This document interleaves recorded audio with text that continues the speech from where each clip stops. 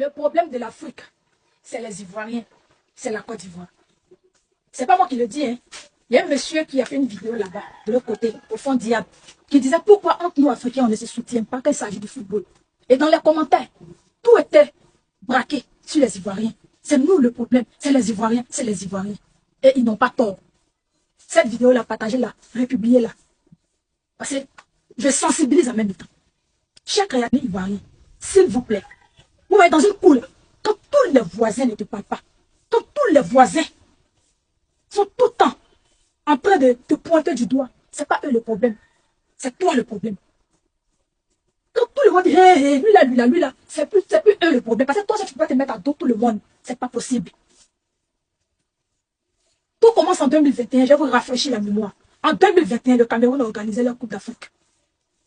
Moi, je ne connais pas le Gomor. Je ne sais même pas si on me pose question. Le Gomor est situé vers quel côté de l'Afrique, je ne sais pas. Mais mes frères ivoiriens, eux-mêmes là, il y a beaucoup même qui ne connaissaient pas ce qu'on appelle Gomor. C'est eux qui sont là-bas. C'est eux qui ont caméra dans l'œil. C'est eux qui voient tout. Pendant que vous-même, vos équipes sont toujours en compétition. Vous êtes partis provoquer les Camerounais là-bas en les traitant de tricheurs, de voleurs, insulter les présidents, insulter les pays. Ils ont répliqué. Ou bien, moi, il y a des temps m'insulter. Pourquoi? C'est comme ça que Babada est parti jusqu'aujourd'hui. Et lisez les snipers. C'est parce que l'enfant là, il ne pouvait pas éviter. Sinon, l'enfant là, si on veut fouiller bien, au fond, il défendait juste son pays contre les Ivoiriens qui sont allés le provoquer. Sinon, Élysée là, il a quoi à voir l'état de la Côte d'Ivoire s'il veut insulter l'état de la Côte d'Ivoire? Il n'est pas dans la politique ivoirienne. Qu'est-ce qu'il le conseille? Il peut insulter le président de la République de Côte d'Ivoire. C'est parce qu'il défendait son pays. Mais malheureusement, il a bouffé la poutine. Les Maliens, qu'est-ce que les Maliens ont fait? Ils ont eu le malheur de perdre contre la Côte d'Ivoire.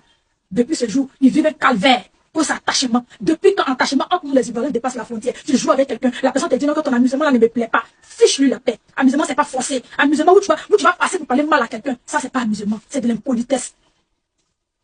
Vous insultez le pays d'autrui. Comme si la Côte d'Ivoire est trop.